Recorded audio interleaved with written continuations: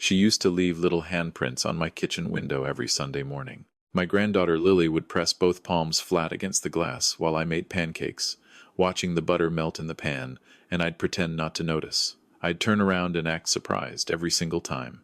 She'd dissolve into giggles. Her little sister May would try to copy her, but she was only 3 and couldn't quite reach, so she'd just smack the lower half of the window with one chubby fist and declare that good enough. Those Sunday mornings were mine. They were the best thing I had left. My name is Robert Gallagher. I'm 64 years old. I spent 31 years working as a site supervisor for a construction company outside of Halifax, Nova Scotia. I have 2 bad knees, a pension that covers the basics, and a photograph of my wife Margaret on the mantel above the fireplace. She passed 6 years ago, breast cancer, 14 months from diagnosis to the end. We had 32 years together. I still make 2 cups of coffee every morning out of habit. I still put hers down on her side of the kitchen table. Some mornings I don't even notice I've done it until I'm already sitting down. Our daughter, Claire, was our only child. We tried for more, but it wasn't in the cards, and Claire was more than enough. She was sharp and funny and kind, and she had her mother's laugh, this full, unguarded thing that came out of nowhere and filled whatever room she was in. After Margaret died, Claire used to call me every evening just to check in, not because she thought I was falling apart, just because she understood that silence at a certain hour can feel like a physical weight. She met Marcus Thibault at a fundraiser for a children's hospital in 2017. He was charming in the way that certain men are effortlessly, deliberately, good-looking in a groomed sort of way, the kind of man who always knew where the light was flattering. He worked in commercial real estate, drove a car that cost more than my first house, and had opinions about wine that he shared whether you'd asked or not. I didn't dislike him right away. That's important to say. I gave him every reasonable chance. They got married in September 2018. Lily was born in March 2019. May came along in November 2021. For the first 2 years, things were manageable. I'd drive the 40 minutes to their house in Bedford every Sunday, arrive around 10, stay until supper. I'd bring groceries sometimes, or a book I'd found at the used shop in Dartmouth that I thought Claire might like. Marcus was usually polite enough, though he had a habit of checking his phone while I was speaking and a talent for leaving the room whenever anything domestic needed doing. Claire handled everything: the girls, the house, the meals, the invisible architecture of daily family life, while Marcus handled his career and his hobbies, and whatever else occupied a man like him. I noticed. I didn't say anything, because it wasn't my place, and because Claire seemed to be managing, and because sometimes you hope you're wrong about a person. The first time Marcus said something that genuinely unsettled me was in the spring of 2021, just before May was born. I'd been over for Sunday as usual, and I'd stayed a little later than normal because Lily had wanted me to read to her twice, and then wanted me to explain why the moon followed the car when we drove, and I got genuinely caught up in trying to explain it properly to a 2-year-old. It was nearly 7 when I finally put on my coat. Marcus appeared in the hallway. Claire was upstairs getting Lily to bed. He said, pleasantly enough, that he'd been thinking now that the new baby was coming, things would be getting pretty hectic around here. He said he hoped I understood that my visits might need to be more structured going forward, less drop-in, more scheduled. He used the word boundaries 3 times in about 90 seconds. I told him, of course, no problem at all. I'd always called ahead anyway. He smiled and said, great. He just wanted us to be on the same page. I drove home thinking about that smile. There was something satisfied in it, something that had gotten what it wanted. After May was born, I noticed the Sunday visits getting shorter. Claire would text me the night before to confirm, which was new. Sometimes she'd text to say Marcus had something planned and could we do Saturday instead, or the following weekend. The rescheduling started to happen more often than the visits themselves. When I did come, Marcus was rarely present, always working, always at the gym, always somewhere else, and Claire seemed quieter than I remembered her being, more careful with her words, more aware of where she was standing in a room. I asked her once, gently, if everything was all right. She said yes, just tired. The baby wasn't sleeping. I believed her because I wanted to. By late 2022, the visits had gone from every Sunday to roughly twice a month, and there was always a reason that felt just plausible enough to not question out loud. Marcus's parents were visiting. The girls had a bug. The furnace was being serviced and the house was a mess. Each individual reason made sense. Together they formed a pattern I was starting to feel in my chest, like something slowly being tightened. In January 2023, Claire called me on a Tuesday evening, not her usual time, and she sounded careful in a way that worried me. She said that Marcus felt it would be better if visits were limited to once a month for now. Something about the girls needing more routine, less disruption to their schedule. I asked if that was what she felt too. There was a pause. She said it was probably for the best. Just for now. I said okay. I hung up and sat at my kitchen table in the dark for a long time. Once a month became every 6 weeks. Every 6 weeks became, we'll let you know when works. Spring passed, and I saw Lily and May twice. My granddaughter turned 4 that summer, and I dropped a present at the door because I hadn't been invited to the birthday. Claire texted me a photo of May opening it. She looked healthy and happy, and completely unaware that her grandfather had stood on the front porch for 30 seconds, set down a wrapped box, and driven away. I'm not a man who cries easily. I cried on the drive home. That August, I got a phone call from Marcus. Not a text, an actual call, which was unusual enough that I answered on the first ring thinking something had happened. He was very calm, very measured. He said he'd been doing a lot of thinking about family dynamics and healthy relationships, and he'd concluded that the current arrangement wasn't working. He said that access to his children was something he took very seriously, and he'd decided to put some structure around it going forward. I waited. He said that if I wanted scheduled visits with Lily and May, he felt it was fair that I contribute financially to their lives in a meaningful way. He said he'd thought about it carefully and landed on $1,500 a month. $1,500 a month. I was so quiet for so long that he actually said my name to check if I was still on the line. I said, Marcus, you want me to pay you to see my granddaughters? He said he preferred to think of it as a contribution to their upbringing. He said grandparents who were genuinely committed showed that commitment in concrete ways. He said he'd send me something in writing. I said I'd be waiting. I put the phone down and looked out my kitchen window at the handprints Lily had left on the glass back in March. I'd never washed that window. People had teased me about it. I told them I was saving water. I sat at the table for a long time. Here is something I hadn't told Marcus. Something I hadn't told anyone, actually, except my lawyer, a woman named Patricia Okafor, who I'd been consulting quietly for about 4 months by the time Marcus made that phone call. Let me go back. When Claire and Marcus got married in 2018, they'd been renting an apartment in Dartmouth. After Lily was born, they started talking about buying a house. Marcus had what he described as capital tied up in investments that he couldn't access without penalty, and Claire was on maternity leave, and the market in Bedford was moving fast. Marcus came to me in the spring of 2019 and explained the situation with the ease of a man who had explained things to people his whole life and expected to be given what he wanted. He needed $80,000 for the down payment. I want to be very clear about how I felt in that moment. I felt the thing any parent feels when their child needs something and they have the means to help. I didn't think about Marcus. I thought about Claire. I thought about Lily, who was 8 weeks old and sleeping in a car seat in the back seat of Claire's Subaru in my driveway. I thought about Margaret, who would have written the check before he finished asking. I gave them the $80,000. At Marcus's request, we didn't put it in writing. He said it felt transactional, and that family shouldn't be transactional, and that he'd pay it back over time as his investments matured. I should have insisted. I know that now. I knew it then, honestly, and I chose to trust him anyway, because I thought trusting him was the same as protecting Claire. It wasn't. Patricia Okafor had been recommended to me by a former colleague whose own family situation had gotten complicated in ways none of us had expected. Patricia specialized in family law with an emphasis on grandparents' rights, a real and specific area of Canadian law that most people don't know exists until they need it. I'd first called her in April 2023, 3 weeks after the once-a-month conversation, when I realized I was no longer being granted access to my grandchildren on any regular basis, and that there appeared to be no mechanism in my life to change that. Patricia was methodical and patient, and she did not let me feel sorry for myself, which I appreciated.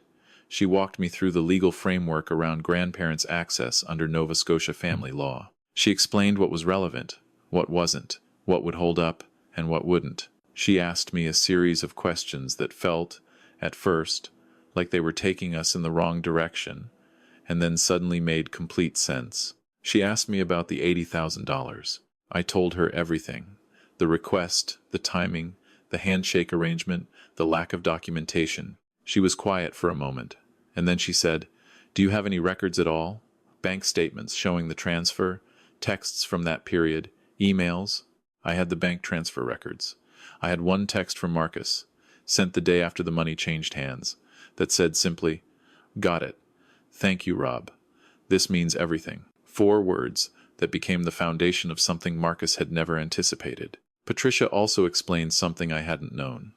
In Nova Scotia, and across much of Canada, grandparents have the legal right to apply for access to grandchildren when that access is being unreasonably denied. The courts look at the existing relationship, the benefit to the child, and the circumstances of the denial.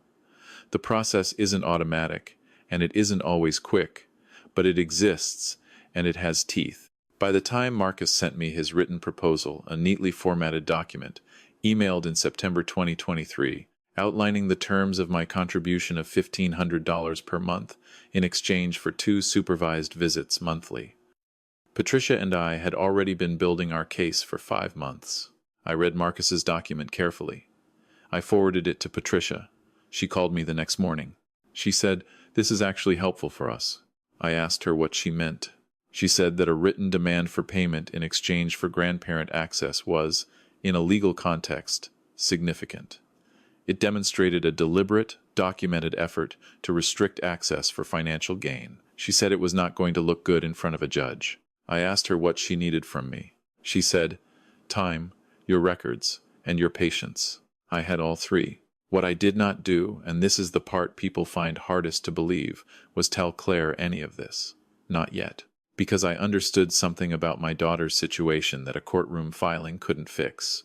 Claire was not a free agent. She was a woman who had spent 5 years being slowly managed by a man who understood exactly how much pressure to apply and when to ease off. She'd been isolated from me gradually, in ways that each seemed reasonable on their own. She'd been made to feel that her father's presence in her life was a disruption, an imposition, a thing to be rationed. I did not want to force her hand. I wanted to give her a door she could walk through when she was ready. So, I waited. Marcus followed up on his document twice, once by email in October, once by phone in November. Both times I told him I was thinking about it. Both times he sounded pleased with himself. He was the kind of man who interpreted someone's silence as confusion rather than strategy, and I let him keep thinking that. December arrived. Claire called me on a Thursday evening, 2 weeks before Christmas. She sounded different, not careful, not managed, something else, tired in a way that goes past the body. She asked if she could come over. "Just her," she said, "just to talk." She arrived at 7:30. She sat at my kitchen table, the same table where I'd sat in the dark after Marcus's phone call, after the birthday party I hadn't been invited to, after 100 small losses I'd been keeping to myself, and she told me she'd found emails on Marcus's laptop, not snooping. She'd been looking for a document he'd asked her to print, and she'd found a thread with a woman I won't name here, going back nearly 2 years. She was very still while she told me. She held her mug of tea with both hands, and she didn't cry. She said, "Dad, I need to know what my options are. I need to know what we're dealing with." I looked at my daughter at Margaret's laugh, and my mother's eyes, and all 36 years of her, and I made a decision. I got up. I went to my office. I came back with a folder. Inside was everything. The bank transfer records from 2019. Marcus's text message, "Got it. Thank you, Rob." This means everything Patricia's documentation of our consultations, the legal outline of my grandparents' access application, which had been filed quietly in October, and Marcus's own written demand for $1,500 a month, annotated by Patricia, with notes on how it would likely be received in family court. I set it on the table in front of Claire. I said, "I've been waiting until you were ready." She stared at the folder for a long time without touching it. Then she opened it. She went through every page slowly, the way she used to read as a kid, completely still, not quite breathing. When she got to Marcus's demand letter with Patricia's notes on it, she looked up at me. She said, "You filed for grandparents' access." I said, "Yes." She said, "When?" I said, "October." She was quiet. Then she said, "Were you going to tell me?" I said I was waiting for the right time, and I was sorry if I'd overstepped, and that everything in that folder was there to protect her and the girls, not to make her decisions for her. She looked back down at the papers. she said very quietly. "He asked you for money. To see Lily and May." I said yes. She closed the folder. She put both hands flat on it, like she was steadying herself against a surface. Then she said, "I want to call Patricia." She called her the next morning. I sat at the kitchen table and listened to my daughter ask smart, careful questions.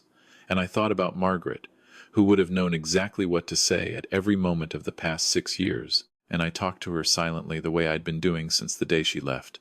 And I told her our girl was going to be okay. I'm going to tell you how the folder worked, because I think it matters to understand the mechanics of it. What Marcus had built his position on was the assumption that he controlled the information. He believed Claire didn't know about the $80,000, and she hadn't known the full shape of it. That's true. He'd told her it was a gift, freely given, and that bringing it up now would only cause damage. He believed I had no legal standing, no documentation, and no moves available to me that he hadn't already anticipated. He believed that the demand for $1,500 a month was leverage, and that I would either pay or disappear. What he had not anticipated was that a quiet 64-year-old widower who missed his granddaughters had spent 8 months building a paper record with the help of a very good family lawyer, and that the legal system in Nova Scotia has specific provisions for exactly this kind of situation, and that his own emails, his own written words, had done a substantial portion of my work for me. Patricia filed the documentation in January. Marcus's lawyer contacted her within a week. There were conversations I wasn't entirely party to. Patricia kept me informed in the broad strokes. In March, Marcus agreed to a settlement arrangement. He did not get to choose the terms. The agreement included documented repayment of the $80,000 over a structured period, with interest calculated from 2019. Formal, court-documented grandparents' access twice weekly, one overnight per month that could not be unilaterally altered by either parent without returning to mediation, and a clause that Patricia had insisted on and that I will always be grateful for. Any future attempt to restrict access for non-safety reasons would trigger an automatic review and potential contempt findings. Claire filed for separation in February. She and the girls are living in a rental in Dartmouth now, 10 minutes from my house. Marcus is in the Bedford house, which he's trying to sell. Some of the proceeds will come to me. Last Sunday, Lily pressed both palms against my kitchen window while I made pancakes. I'd washed the old handprints, eventually I'd had to, in the end, but she made new ones. And May, who is now big enough to reach, added hers beside them. 2 small sets of handprints in the low morning light, and my daughter at my kitchen table with her hands wrapped around a cup of coffee, and outside the February sky, doing that particular thing it does over the Atlantic, when the clouds break and the water goes silver and the whole world looks briefly like it was made on a good day. I made 4 pancakes for Lily, and 3 for May, and 2 for Claire, and a stack for myself, and we sat together in my kitchen, and nobody talked about Marcus, or lawyers, or money, or any of it. Lily told me at length about a bird she'd seen at school, that she thought might have been an eagle, but might also have been a very confident seagull, and May ate her pancakes methodically, one small piece at a time, with great personal satisfaction. I looked at my daughter, laughing at something. Lily said that full, unguarded laugh, the one I hadn't heard in years, and I thought, this is what I was protecting. Not the money, never the money, the table, and the people at it, and the particular quality of a Sunday morning when everyone you love is in the same room. There are things I wish I'd done differently. I wish I'd insisted on putting the loan in writing from the beginning. Not because I didn't trust Claire, but because I've learned that documentation isn't distrust, it's clarity, it's protection for everyone, and the absence of it gives power to the people who would exploit the gap. If you are ever asked to make a significant financial contribution to a family member's life, write it down. Both of you sign it. Have someone witness it.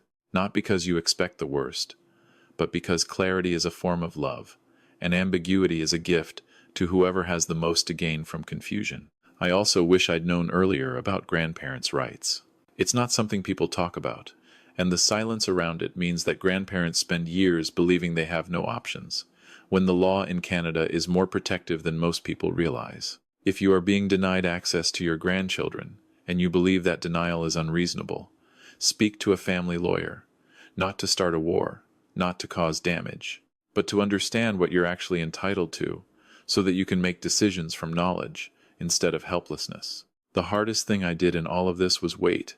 It went against everything in me. I wanted to act, to confront, to fix it the way you fix a thing on a job site, identify the problem, apply the solution, move on. But human situations don't work like construction problems, and the person I most needed to protect wasn't me. It was my daughter, who needed to arrive at her own understanding in her own time, and who needed a door to walk through when she was ready, not a wall knocked down before she decided to move. I kept the door open. She walked through it. Some things cannot be bought. Some things cannot be sold. And some things a Sunday morning, a child's handprints on a window, the sound of a laugh you raised from nothing, are worth every quiet month of patience it takes to get them back.